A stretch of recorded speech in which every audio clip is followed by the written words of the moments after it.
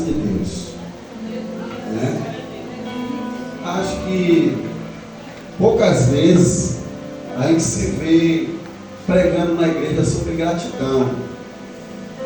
E aqui Paulo fala sobre 3 aspectos da nossa comunhão com Deus. 3 aspectos da nossa comunhão com Deus. O primeiro é adoração. Regozijai-vos sempre. O segundo, ele fala sobre oração. Orar sem cessar. E o terceiro é a gratidão, que é para em tudo dar graça. Esses 3 aspectos fazem parte da nossa relação com Deus. Todo mundo que tem uma relação com Deus, ele adora, ele ora e ele é grato, né? Todos nós passamos por isso. Carta do apóstolo Paulo aos irmãos de Tessalônica. Esta igreja, ela foi fundada de forma surpreendente. Talvez na minha idade aí de evangélica ainda não vi uma igreja ser fundada de forma tão surpreendente como foi esta igreja. Porque 3 sábados Paulo foi na sinagoga, em 3 sábados, 3 diazinhos só, 3 diazinhos, e aí ensinando a palavra, pregando, discutindo a palavra, explicando a palavra, razoando sobre a palavra. E aí alguns, como de costume, né? Uns não acreditaram e outros acreditaram. E é assim também na nossa vida. A gente prega, a gente ensina, uns aceita, né? Coloca em prática, e outros questionam, estão nem aí e abrem mão de aprender e colocar em prática em suas vidas. Então, em 3 sábados, o apóstolo Paulo, na sua segunda viagem missionária, chega em Tessalônica e ele prega a palavra e ali funda uma igreja. 3 diazinhos, algumas horas só, vamos supor, algumas horas. E a Bíblia diz que o apóstolo Paulo recebeu notícia de que aquela igreja era uma igreja que estava frutificando. Uma igreja que já, com pouco tempo de fundada, era uma igreja madura. E se você, não sei se você tem como costume ler as cartas do apóstolo Paulo, mas eu gosto muito, você vai ver que todas as cartas do apóstolo Paulo destinadas para alguma igreja, a não ser a carta aos Coríntios e aos Gálatas, ele faz questão de descrever as características de uma igreja madura, que são 3: esperança, amor e fé. Se você abrir a sua Bíblia em Romanos, você vai ver Paulo destacando, e olha que ele nem foi ele que fundou, mas ele destaca o amor, a fé e a esperança da igreja em Roma. Se você abrir a sua Bíblia, Filipenses, Colossenses, Efésios, Tessalonicenses, você vai ver Paulo destacando o amor, a fé e a esperança. Só Coríntios e Gálatas que não era uma igreja tão madura assim. Mas aí o apóstolo Paulo, ele nos dá aqui alguns mandamentos, e a gente sabe que temos muitas lições para aprender sobre gratidão. Deixa eu te falar uma coisa, talvez você já saiba, mas eu vou tornar você a lembrar. A mesma Bíblia que ordena a gente orar a Deus e buscar a Deus, é a mesma Bíblia que manda a gente ser grato. Verdade. Eu vou repetir. A mesma Bíblia que fala assim, ó, busque Deus, que Ele vai fazer milagre, que Ele vai mudar, que Ele vai perdoar, que Ele vai salvar, que Ele vai abrir, que Ele vai fechar, e que Ele vai fazer coisas extraordinárias. Busca Ele que você vai ver. É a mesma Bíblia que manda, olha, seja grato. Eita glória! A gente tem dificuldade com essa palavrinha chamada gratidão. A gente tem dificuldade com essa palavrinha chamada gratidão. Tem quanto tempo que você não agradece a alguém pelo aquilo que a pessoa fez por você? Então vamos fazer esse exercício agora? Presbítero Gilson, muito obrigado, viu? Obrigado por esse dia que eu passei com o senhor, pelas coisas boas. Eu aprendi com o senhor que tem leite de vaca preta e leite de vaca branca e leite de vaca vermelha. Eu procurei saber como é que era, mas não. Olhei pro leite, só deu leite branco. Aí falou que é diferente. Pastor Jonas, muito obrigado. Levitas do Senhor, muito obrigado, viu? Exercite aí a sua gratidão, muito obrigado. Seu marido está aqui, sua esposa está aqui, agradece a ele, agradece a ela. Seus filhos estão aqui, tá? Agradeça, seu pastor está aqui, seu líder está aqui. Você passa muitas das vezes o tempo murmurando, reclamando do seu pastor, da sua esposa, do seu esposo. Já parou para agradecer a ele? Já parou? Você sabia que todo dia o seu marido levanta de manhã cedo, né? Tem vezes que é na chuva, no sol, no frio, e sai para trabalhar, para sustentar a família, para pagar as contas de casa. Aí as irmãs falam assim, mas é a obrigação dele. Mas você sabia que tem um monte de marido que é preguiçoso, que não faz nada na vida e que deixa a família passar fome? É verdade. Você sabia? Eu sabia isso, Jesus! A sua esposa, algumas trabalham, sai cedo também para trabalhar. Verdade. E eu não sei como é que essas mulheres conseguem trabalhar De casa, de menino. e chegar em casa, ainda limpar a casa, lavar prato e fazer tanta coisa que lá em casa, Círculo de oração, em casa é meio inverso, né? Círculo de oração ainda, tem Vem com igreja. círculo de oração, né? Limpa a casa bonitinho, você chega em casa, a toalhinha está toda limpinha, sapatinho limpinho, roupinha, né? Toda passadinha, a casa toda cheirosinha, bonitinha, pronta, né? Não faz vergonha se algum visitante chegar na tua casa, não faz. Aí você fala, mas pastor, é obrigação dela fazer isso. Mas você sabia também que tem um monte de mulher preguiçosa que não faz nada, que fica no WhatsApp, no Facebook, no Instagram, e que o marido chega em casa para almoçar, não tem nada pronto, e ela fala assim, ó, se você quiser comer, vai pro fogão fazer. Você sabia? Então agradeça a ele e a ela. Para de reclamar do seu marido e da sua esposa e do seu filho e da sua mãe e do seu pai e do seu trabalho e do seu patrão e do seu pastor e do seu solteiro e dos seus líderes e agradeça a ele pelo que ele faz e a ela pelo que ela faz. Deixa de ser grata. Deixa de ser grata. Aleluia! Eu não sei de quem vai dar isso aqui E rolo. né? Não sei. Eu tô Mas gostando, Paulo diz Jesus. assim, olha, em tudo dai graça, em tudo dai graça, em tudo dai graça. Primeira lição que este texto nos fala é que é um mandamento. É um mandamento. Se você pegar o seu dicionário e for conjugar esse verbo dai, você vai ver que ele está no imperativo. E o imperativo na Bíblia é a palavra de comando.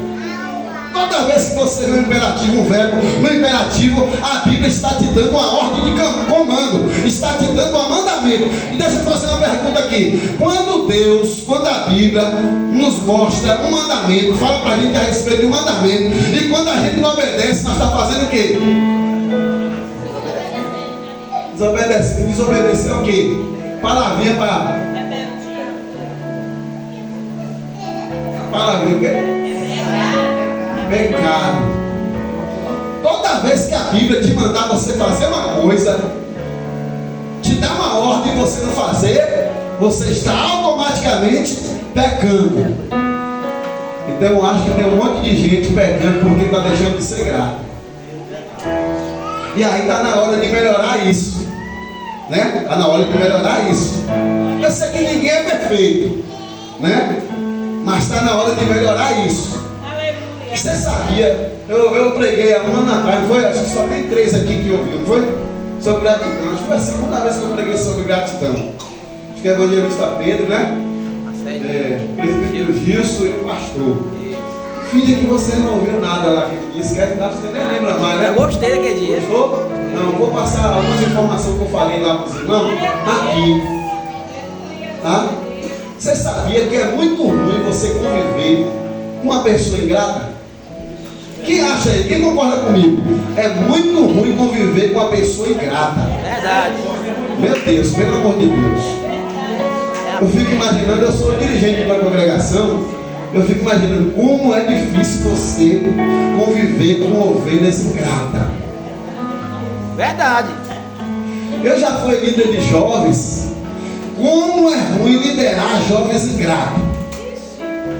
Eu fico aqui no lugar do pastor presidente, fico imaginando como é ele presidir um campo, e eu sei que tem gente ingrata nesse campo. Eu fico pensando, me colocando no lugar dele, como é que ele se sente. Eu fico imaginando como é que é uma irmã aqui casada, conviver com um marido tão ingrato como talvez aqui tenha algum. Eu fico imaginando como é que é para um irmão que é casado ter que conviver com uma esposa ingrata, Meu Deus. que só presta para reclamar de tudo. Meu Deus, Eu fico pensando aqui como é para uma mãe conviver com um filho que ela levou 9 meses para gerar ele. Ele sugou toda a energia dela, ele tinha que ficar repondo. Irmãs que até talvez passou por problemas de saúde, né? Para poder o filho ser gerado e ter saúde, né? E aí o filho cresce depois, começa a fazer atitudes de ingratidão para o pai e para a mãe. Porque se tem um problema na geração de hoje, se tem um problema, é que a geração de hoje acha que ele é mais inteligente, acha que ele é mais bem informado, só porque hoje estamos vivendo na era digital. Ah, eu tenho Instagram, eu tenho Facebook, eu tenho WhatsApp, então eu sei de tudo que está acontecendo no mundo. Deixa eu te falar uma coisa, seja grata com seu pai e com a sua mãe, quando ele tentar te orientar, sabe por quê? Porque ele passou por caminhos que você não passou, ele passou por coisa e experiência que você não passou.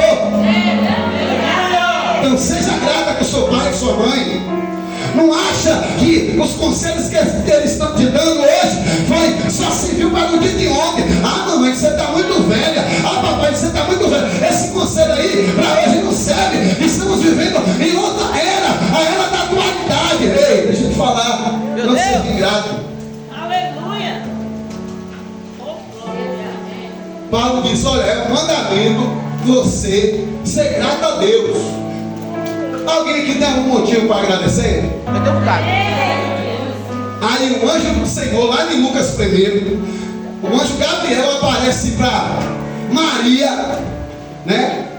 Uma mulher que estava prometida com José. O anjo aparece para ela e diz assim, ó, Pai seja contigo, agraciada.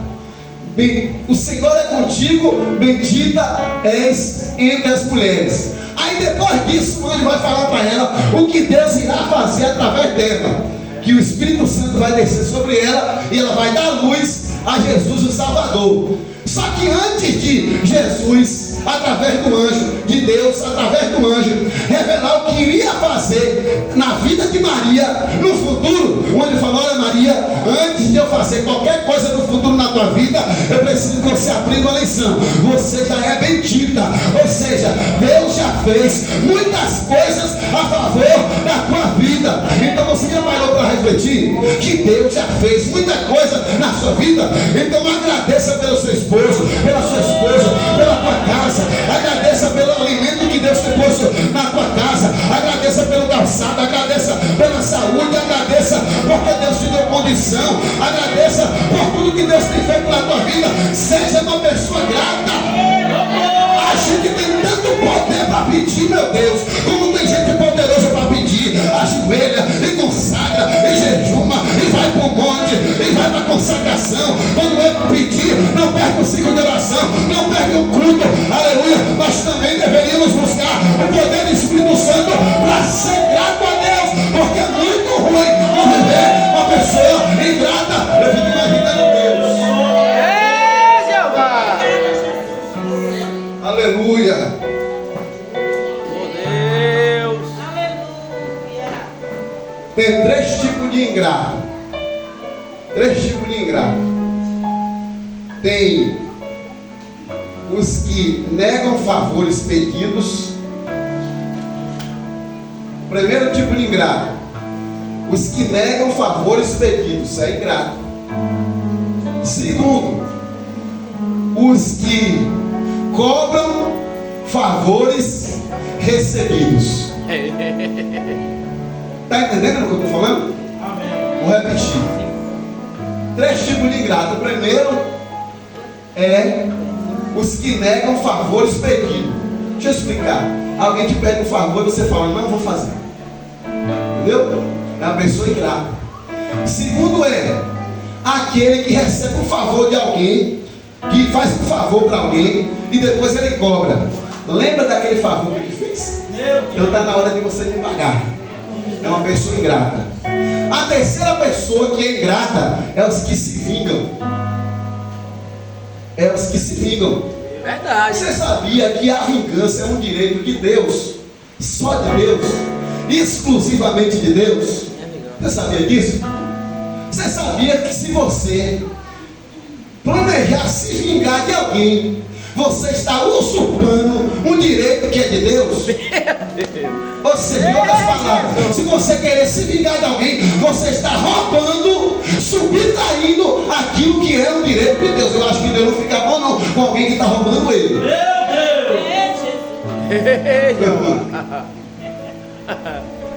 Aí tem uma frase, deixa eu ver se eu me lembro para não esquecer. Fala assim, ó: pagar o bem com bem é humano. Pagar o bem com bem é humano. É humano. Pagar o mal com o bem, a pessoa que faz um bem e você pagar com o mal, isso aí é demônio. Demônio. Pagar o bem com o bem, a pessoa que faz o bem e você faz o bem, isso é humano, né? Agora a pessoa que faz o bem e você paga com o mal, isso é demônio. Verdade. Até o tutano. É demônio. Você sabia que existe um bocado de pecado que é produzido por causa da ingratidão? Sabia? Meu Deus. A insatisfação, murmuração, incredulidade, é tudo pecado gerado pela ingratidão. Meu Deus. Aí Paulo diz assim, olha, em tudo dai graça.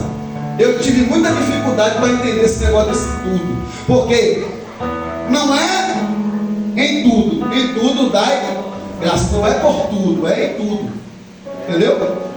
Não é por tudo, é em tudo. A gente precisa tratar esta frase em tudo. Em tudo como? Será que é em tudo mesmo? Aí eu comecei a ter dificuldade, porque pelo mal moral eu não consigo ser grato pelo mal moral, né? Você conseguiria ser grato pelo mal moral? Como assim, pastor? Tem um irmão da igreja aqui, um membro, aí cai, peca, né? Aí o pastor na reunião falou, ó, irmão fulano vai ficar disciplinado porque pecou. Aí você fala, graças a Deus, que bom, antes ele do que eu. Meu Deus. É estreito, hein? Você daria graças a Deus pela queda do seu irmão? Hã? Pela derrota do seu irmão? O seu irmão está passando algum problema lá na casa dele, com o marido, com o filho. Você daria graça? Bem feito, bem feito. Bem feito! Eu já sabia! Já estreou muito aí, não. Eu já sabia! Jeito de passar. Meu Deus. Eu já sabia! Eu não posso ter um carro e viajar com esse carro, e aí no meio da estrada o ladrão me rouba esse carro, e eu dizer graças a Deus. Não vou, eu posso até dar glória a Deus, mas não porque o ladrão roubou o carro, mas dá graças a Deus porque eu sei que o Deus que me deu aquele carro que o ladrão levou, ele é fiel para me dar outro.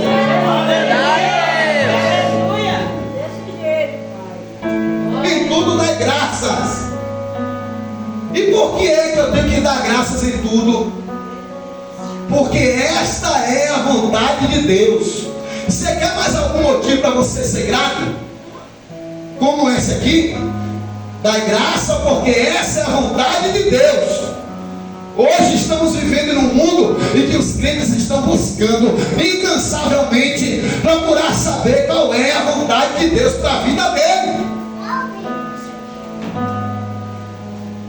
Eu não sei qual é a vontade de Deus para a vida do presbítero Gilson. Eu não sei qual é a vontade de Deus para a sua vida, para a vida do pastor.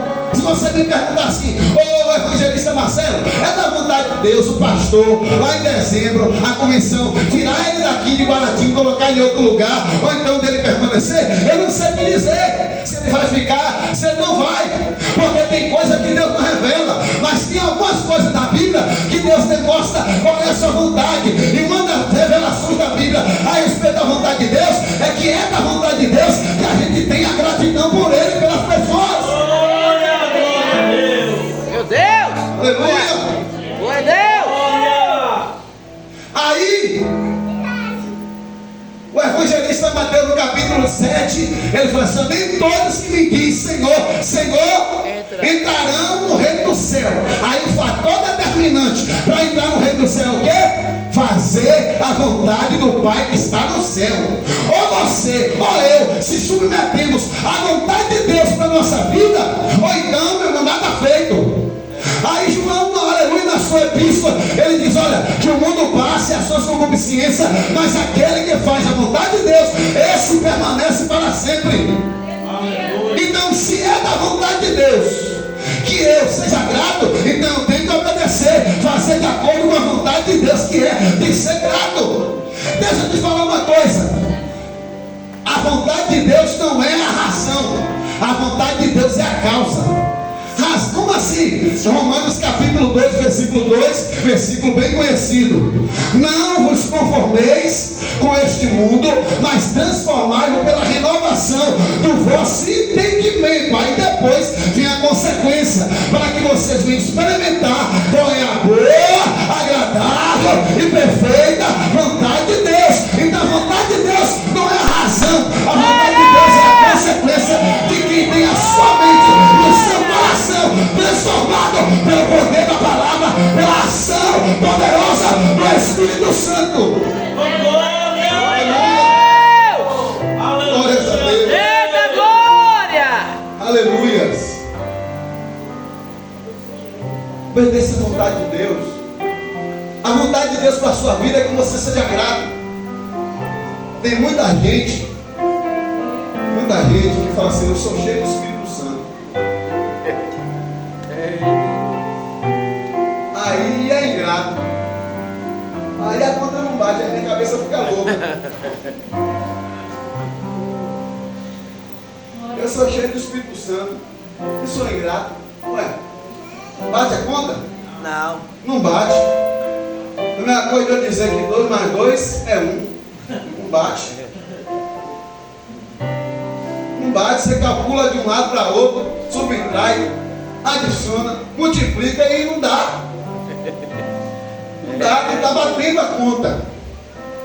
Porque a minha Bíblia diz, e a sua também diz, Paulo na igreja de Éfeso, ele fala no capítulo 4, rogo, pois, irmãos, pela compaixão de Deus, né, que andeis de forma digna. Aí ele fala que andar de forma digna, primeiro é ter humildade, né, fidelidade, amor e suportar uns aos outros. Suportar uns aos outros. Aí ele fala que a gente tem que ser imitador de Deus. E aí ele vai nos ensinar como é que a gente deve andar. Aí ele fala que a gente tem que andar em amor. Ele fala que a gente tem que andar como filhos da luz. Ele fala que a gente temos que andar prudentemente. E aí ele fala, depois que ele ensina como a gente deve andar em amor, prudentemente, como os filhos da luz, ele fala: olha, não vos embriagueis com vinho em que há contenda. Mas Você sabia que o mesmo pecado que é não se embriagar com vinho, se embriagar com vinho, é o mesmo que não ser cheio do Espírito Santo? Porque a gente só foca e não se embriagar. Se embriagar está em pecado. E o não ser cheio do Espírito Santo aí? É pecado também. verdade. é mandamento também. Ser cheio do Espírito Santo. Tem gente que pensa que a plenitude que ele recebeu ontem serve para hoje, não serve. Que uma coisa, eu aprendi uma coisa lendo a Bíblia, que uma coisa é você ter o Espírito Santo, outra coisa é o Espírito Santo te ter. Tem muita gente que tem o Espírito Santo, mas o Espírito Santo não tem ele, porque ele fala do que vem na cabeça. Ele olha para onde ele quer, ele sente o que ele quer. E tem muita gente na igreja que usa o vocabulário que não deveria estar no dicionário dos crentes. Eu sou deste jeito, se quiser conviver comigo é desse jeito, eu não mudo e tal. E quem quiser pode procurar outras amizades, porque o meu jeito é assim e eu não vou mudar. Crente tem que estar sempre disponível a mudar. Verdade, Tem que estar Deus. sempre disponível a mudar. E a Bíblia nos ensina que a gente tem que ser cheio do Espírito Santo. É só você ler o livro de Atos, capítulo 2, eles foram cheios do Espírito Santo. Aí capítulo 4, eles foram cheios do Espírito Santo. E aí você vai por todo o livro de Atos, toda vez que eles oravam, aleluia, o Espírito Santo enchia a vida dele. Por quê? Porque a plenitude do capítulo 2 não servia no capítulo 4. Então eles precisavam orar de novo para que o Deus dos céus viesse encher a vida dele do Espírito Santo. Que a gente precisa hoje estar cheio do Espírito Santo, amanhã ser cheio do Espírito Santo, depois da manhã ser cheio do Espírito Santo. Terminou, aleluia, setembro, cheio do Espírito Santo, cheio de outubro, cheio do Espírito Santo, novembro, dezembro, janeiro, 2024, 2025, até Jesus voltar, precisamos ser cheios do Espírito Santo. E se esta noite você encontrou essas portas vazio, o Espírito Santo vai encher a tua vida, para que você coloque em prática a vontade de Deus, que é ser grato a Ele. Não era nem para você estar aqui nessa noite, já era para muito tempo você estar debaixo de 7 palmos de terra, e você está aqui nessa noite. Então agradeça a Deus. Pare de murmurar, pare de reclamar, pare de se queixar, pare de perguntar. Só levanta as tuas mãos e adore e glorifique. Seja grato ao Senhor.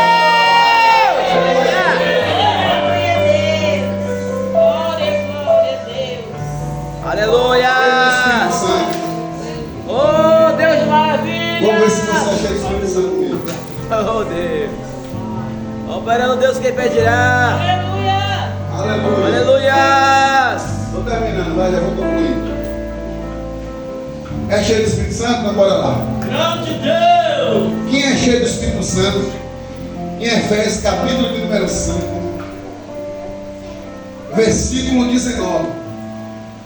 Primeiro, olha a frase: falando entre vós. Falando entre vós. Aqui tem uma palavrinha nos bastidores dessa frase. Sabe qual é a palavrinha? Comunhão com os irmãos. Meu Deus! Falar entre vós é o quê? A não ser comunhão entre os irmãos. Meu Deus! Hã? Falar entre vós, falar entre vós. Não é? Comunhão entre os irmãos.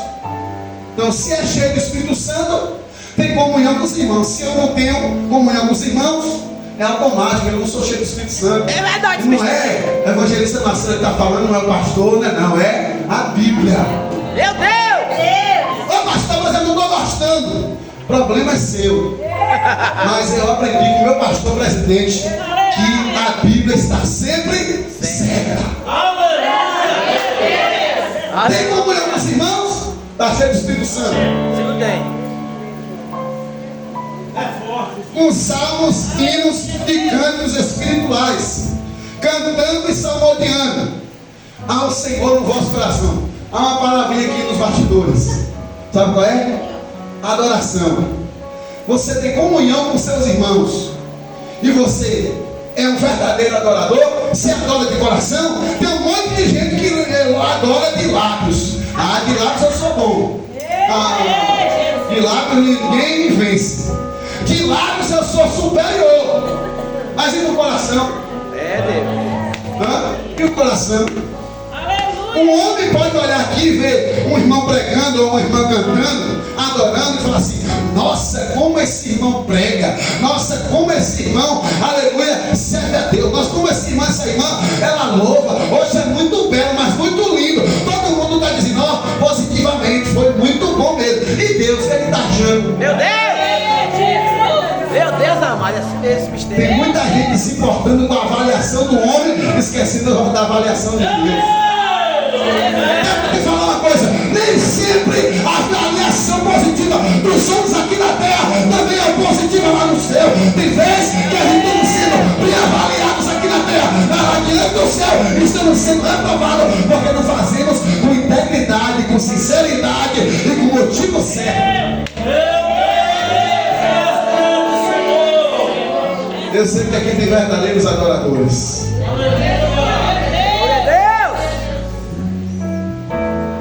Deus está procurando verdadeiros adoradores. Ei, glória! Que assim como Jó, mesmo sendo atacado nas suas amizades, no seu relacionamento, na sua família, na sua vida financeira, na sua vida física, ele não deixou de adorar a Deus. Deus está procurando verdadeiros adoradores, como aquele leproso no capítulo 8 de Mateus, que viu Jesus descendo do monte.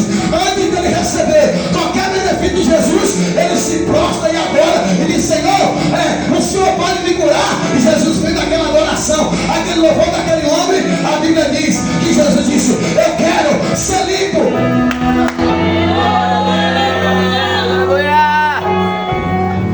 Tem hora, irmãos, que eu leio a Bíblia, não sei os irmãos, que eu crio uma expectativa e eu me frustro. Eu leio a Bíblia e crio uma expectativa, eu leio a história.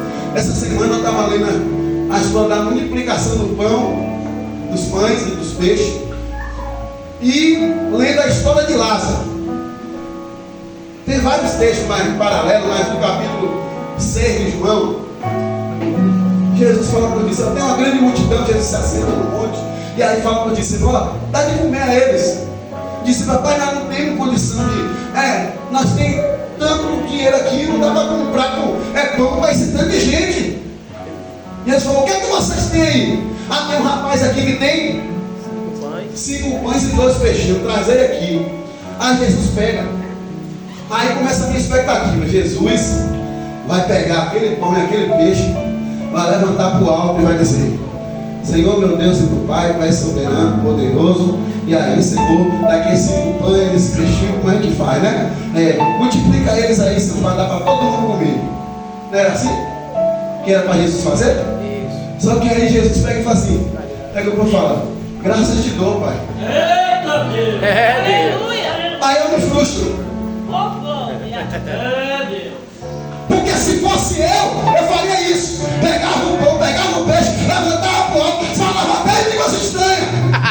Meu Deus! Deus, por favor, misericórdia, meu Deus. Olha esse tempo de gente que eu tenho que dar comida aí. Eu ficava até em desespero. Multiplica, por favor. Não deixa passar vergonha, não. Mas Jesus não levanta para você e disse: muito obrigado, Deus. Eita glória! Mas Deus não tinha multiplicado ainda não. Ele agradeceu antes de receber. E quando você vai ler sobre gratidão, a gente não agradece pelo que a gente não recebe. Agradecimento é pelo aquilo que alguém fez por nós. Outra história. Cheguei lá no túmulo de Lázaro, né? Lá no túmulo de Lázaro. Cheguei lá no túmulo de Lázaro, mas na Bíblia. Aí vai eu lá olhar o que Jesus vai fazer. Aí Jesus vai chegar lá no túmulo de Lázaro e vai. Jesus tira a pedra. Tirou a pedra. Aí Jesus agora vai fazer a colação de poder, né? Ressuscita aí, e não sei o que, ele faz um milagre, e não sei o que, eu tenho fé para isso, e não sei o que. Aí Jesus chega e fala assim: Pai, graças te dou. Lázaro, sai para fora. Aí eu me frustro. Deus! Aí eu me frustro, porque na minha cabeça, era para Jesus fazer aquela oração, sabe? É horrorosa. Porque na nossa cabeça a gente tem que ser politicamente correto. A gente tem que fazer as coisas do jeito que tem que fazer. Protocolo. Eu não posso agradecer, na minha cabeça, eu não posso agradecer pelo aquilo que eu não recebi. Mas o verdadeiro adorador, o verdadeiro grato, ele adora a Deus. Não é pelo que Deus faz por ele, não é pelo isso, é porque Deus é. Aleluia, Deus! Porque Deus é. Porque Deus é. Então eu aprendo que a gratidão é a a senha para receber o benefício de Deus. Quer receber o benefício de Deus? Seja grato, você vai ver. Aleluia. Seja grato, aleluia, a Deus, que Deus vai ressuscitar, Deus vai salvar, Deus vai abrir, Deus vai fechar, Deus vai sarar, Deus vai mudar, Deus vai transformar, Deus vai operar milagre, vai acalmar tempestade, vai andar sobre as águas, vai fazer cego ver, vai fazer aleijado andar, vai fazer mundo falar, vai repreender demônio, vai repreender maldição. Deus vai fazer, mas use a sua cena. Ele colocou na tua mão. Seja grato, seja grato. Eu quero convidar as pessoas que são gratas a Deus para esta noite. Rasga o teu coração.